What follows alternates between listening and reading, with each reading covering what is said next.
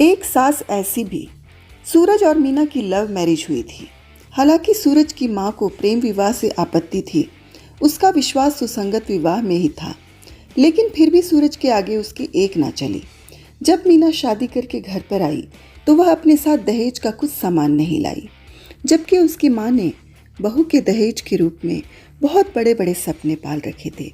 मीना को खाली हाथ देखते ही वह जल भुन सी गई थी। एक तो अंतर चाहती है, ऊपर से कुछ भी नहीं लाई, एक गहना भी नहीं। इसी कारण वह उसको पसंद नहीं करती थी। लेकिन सूरज उसको दिलो जान से चाहता था, इसीलिए वह कुछ नहीं कर पाती थी।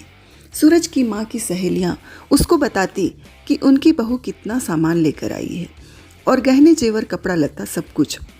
वे चाहे उतना ना भी लेकर आई हों, लेकिन सब बढ़ा चढ़ा कर उसको बताती ताकि वह जले। इससे मीना की सास जल भुन जाती और उससे कुछ कहते ना बनता। एक दिन सूरज की माँ ने अपनी मौसेरी बहन से कहा कि क्या करूं बहन, मेरे तो कर्म फूट गए। यह बहू तो कुछ भी दहेज नहीं लेकर आई, और लड़का है कि इसको कुछ कहने भी नहीं देता। अब क्या करूं, मैं तो फंस गई। तुम ही कोई सलाह दो बहन। तो उसने तरकीब बताई कि तुम इन दोनों के बीच में झगड़ा पैदा करो, कोई ना कोई, जिससे मीना एक दिन सूरज को छोड़ कर चली जाए। और मेरे पास एक रिश्ता है जिससे तुम्हें काफ़ी दहेज मिल सकता है। अरे अभी हमारे सूरज का बिगड़ा ही क्या है, 6 ही महीने तो हुए हैं शादी को। मीना की सास ने हाँ में हाँ मिलाई और वह मौका ढूंढने लगी सूरज और मीना की लड़ाई करवाने का। शुरुआत छोटी छोटी झिकझिक से हुई। वह जानबूझकर कुछ काम बिगाड़ देती और सारा दोष मीना पर लगा देती। वह सूरज को कहती कि तुम्हारी बहू तुम्हारे मुंह पर तो कुछ और है और पीछे से कुछ और। वह मुझे बहुत खरी खोटी सुनाती है, लेकिन सूरज इग्नोर कर देता था। सूरज को विश्वास नहीं हुआ तो उसकी सास ने सोचा कि इसको इसके सामने ही बुलवाना पड़ेगा, तब जाकर बात बनेगी। मीना शुरू में तो सब कुछ सहन करती रही, लेकिन बाद में उसको उसकी सास की समझ आ गई। जब सूरज सामने होता तो वह जानबूझकर मीना को कुछ ऐसा जला भुना कहती कि वह बोले, पर वह बात दफन कर देती। फिर एक दिन उसकी सास ने वह शर्ट जो सूरज को जरूरी पहनकर जानी थी पानी में भिगो दी। सूरज ने कहा, मीना मेरी शर्ट। उसने कहा, अभी लाती हूँ, मैंने इस्त्री करके रखी हुई है।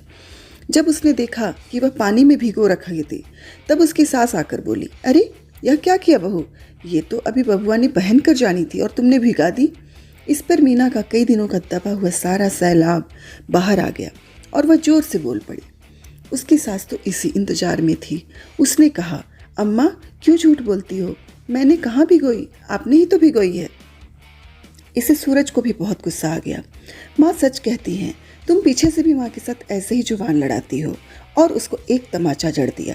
इससे मीना गुस्सा हो गई और रूठ कर अपने घर चली गई। उसकी सास तो खुशी से फूला नहीं समा रही थी।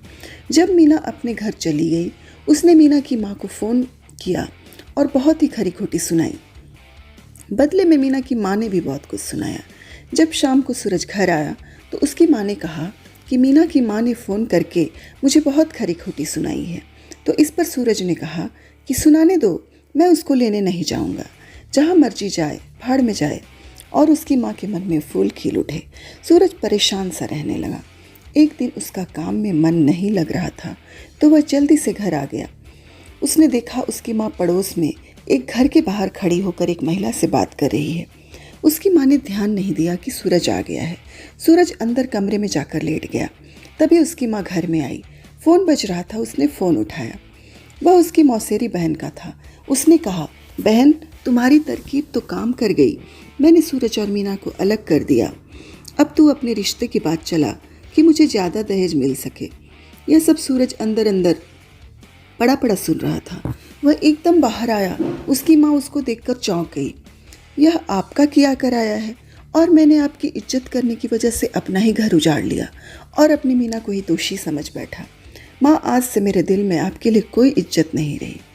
आप भी ऐसा सोच सकती हो, एक माँ होकर। वह जल्दी से जल्दी अपनी मीना को लेने उसके घर गया। नाराज़ मीना की आंखों से अंगारे निकल रहे थे। सूरज ने कहा, मीना मुझे सभी बात का पता चल गया है, प्लीज़ मान जाओ ना, मेरे साथ चलो। मुझे नहीं पता था कि एक माँ भी ऐसा कर सकती है।